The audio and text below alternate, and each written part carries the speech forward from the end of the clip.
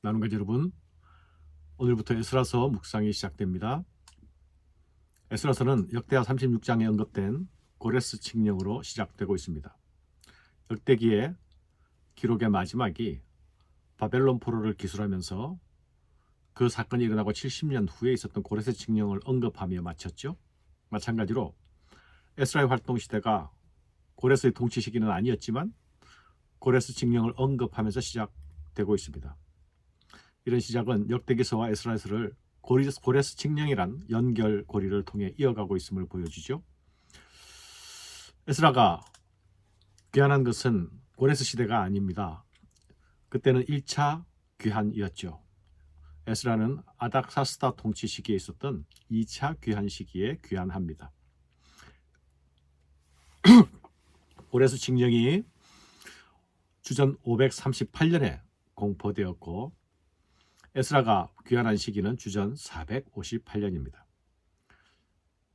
고레스 칙령이 있은 이후 80년이란 시간이 지난 이후에 에스라가 돌아온 것이죠. 에스라서 1장에서 6장까지의 말씀은 1차 귀환 시기에 있었던 말씀을 다루고 있습니다. 포로 귀환 시기의 이스라엘 역사의 분위기는 짙게 찌푸린 날씨처럼 암울합니다. 하늘은 흐리고 도무지 봄이 찾아올 기미가 보이지 않습니다. 그러나 고레스 칙령이라는 사건은 그런 상황 가운데서도 하나님은 여전히 성실하게 일하고 계신다는 사실을 보여주고 있습니다.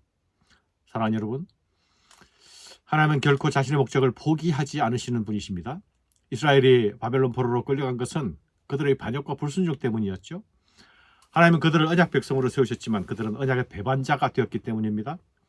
바벨론은 아브라함이 하나님의 부르심을 받았을 때에 떠나왔던 바로 그 땅입니다. 갈대아 우르가 있는 땅입니다. 그들의 조상 아브라함이 떠나왔던 그 장소로 그들은 다시 되돌아간 것이죠. 이스라엘이라는 존재는 그 땅을 떠나와서 약속의 땅에서 시작된 하나님 나라가 아닙니까?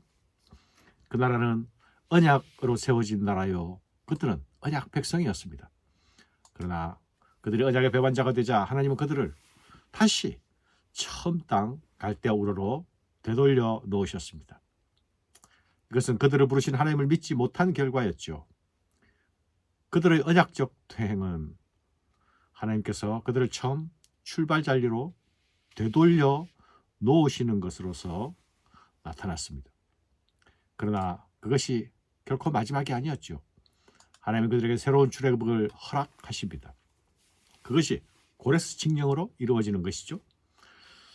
하나님이 유다 왕국을 멸망하게 두신 것도 또한 그들을 바벨론 포로에서 다시 나오게 하시는 것도 여전히 하나님의 손에서 진행되고 있는 일들입니다. 바벨론에서의 귀환과 팔레스타인에서 다시 정착하는 일은 세상 역사 속에서는 초라해 보일 수도 있는 사건입니다. 그러나 그들의 귀환은 하나님의 말씀의 성취입니다. 예레미야를 통해서 말씀하신 그 말씀이 이루어지는 일입니다. 하나님의 말씀을 기억하는 자들은 결코 이 사건이 초라한 사건일 수 없습니다. 말씀하신 대로 약속하신 대로 반드시 이루시는 하나님을 만나게 되는 사건이기 때문입니다. 하나님은 역사의 어둠 가운데서도 여전히 일하시고 여전히 약속을 지키시는 신실하신 하나님입니다. 이 초라한 귀환은 이 땅에 하나님의 아들 예수 그리스도를 보내실 위대한 사건으로 이어져 갈 것입니다. 사랑하는 여러분, 하나님은 자기 백성을 결코 포기하시지 않으시는 하나님입니다. 표면적으로 보면 바벨론으로 끌려간 사건은 하나님이 그들을 버리시고 포기한 것처럼 보이지 않습니까? 그러나 에스라의 귀환은 하나님이 그들을, 이스라엘을 결코 놓지 않으신다는 것을 보여주고 있지요. 바로의 복정 아래 히브리 민족의 희망이 꺼져갈 때에 출애굽을 일으키신 하나님이십니다. 바벨론 포로에서의 귀환은 제2의 출애굽입니다. 하나님을 한번 잡은 손을 결코 놓지 않으시죠. 매를 드시고 징계를 하시는 것조차 살아계신 하나님의 증거입니다. 돌아온 백성들은 다시 하나님께 예배할 것이며 다시 여호와의 율법에 귀를 기울이게 될 것입니다. 이를 위해 하나님은 고레스를 사용하십니다. 세상 누구도 고레스를 통해 하나님의 손이 나타나려고는 상상할 수 없었을 것입니다. 그 입에서 하나님의 말씀이 나오고 그의 손에서 하나님의 일이 나옵니다. 우리의 기대와 전망을 훨씬 뛰어넘습니다. 하나님은 하지 못하실 일이 없으신 분이십니다. 또한 자기가 살아가시기로 작정한 백성을 결코 포기하시지 않으시는 분이십니다. 오늘도 우리는 이런 하나님의 사랑에 의지하여 그분을 힘입어 살아가고 있다는 사실을 잊지 말아야 하겠습니다. 사랑하는 여러분, 4절 말씀에 보면 그 남아있는 백성들이라는 말씀이 나타나죠. 이 말씀은 단순한 표현이 아니라 종종 남은 자로 번역되는 표현입니다. 남은 자들은 바로 귀한 자가 됩니다. 남은 자들은 역사의 어둠 가운데서도 하나님의 백성으로서 생존하고 있는 사람들을 가리킵니다. 세상의 상황에 지배받지 않고 하나님의 백성으로 서 있는 자들입니다. 이들이 약속의 땅 가나안으로 다시 돌아옵니다. 사람으로서는 상상할 수 없는, 또 기대할 수 없는 일인 감격스러운 귀환이 이루어지는 것이죠. 이는 힘으로 되지 아니하며 능으로도 되지 아니하며 오직 나의 영으로 되느니라. 스가랴서에서 하신 말씀과 같습니다. 하나님의 영이 한 사람 고레스의 마음을 움직입니다. 그러나 남은 자들의 귀환이 거짓말처럼 이루어지고 있지 않습니까? 족장과 제사장들과 레위 사람들도 그 마음이 하나님께 감동받아서 올라갔다 말씀하고 있죠.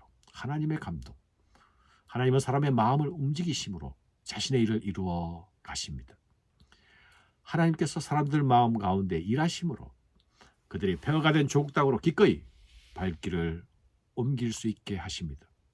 사랑하는 여러분, 하나님은 남은 자들만 예루살렘으로 돌아오게 하신 것이 아니죠. 고레스를 움직여서 옛적에 탈취해간 성전 기물들까지 다시 들고 오게 하십니다. 느부갓네살이 예루살렘에 가져갔던 성전 기물들을 고레스가 자기들의 신당에서 꺼내어 다시 예루살렘으로 보내게 하십니다. 이는 성전 기물들이 예루살렘 성전이 파괴될 때에 그곳으로 옮겨짐으로써 파괴되지 않고 보존되어 있다가 다시 예루살렘으로 옮겨지고 있는 것을 보여주죠. 남은 자들이 제2의 출애굽을 할 때에 성전 기물들도 그들과 함께 출애굽을 하고 있는 것입니다. 이 그릇들은 돌아온 포로들이 성전을 건축할 때 그대로 다시 성전 기물이 됩니다. 사랑하는 여러분, 여호와 하나님이 성전을 건축하는 일에 족장들과 제사장들과 레위인들이 일어납니다. 또 금과 보물을 드리는 사람들이 있었습니다. 고레스는 신당에서 자신 성전 기물들을 꺼내어 돌려줍니다. 이 모든 일들은 무너진 것을 다시 세우시기 원하시는 하나님이 그들의 마음을 움직이신 결과가 아닙니까? 우리 하나님은 참으로 세심하신 하나님이시죠. 성도는 이런 하나님을 거처로 두고 있는 자들임을 기억해야 합니다. 그분 안에 거하는 것이 세상에서 가장 안전한 자리가 아닙니까? 그분을 따라 걷는 길이 세상에서 가장 바른 길이요 안전한 길임을 기억하십시다. 감사합니다.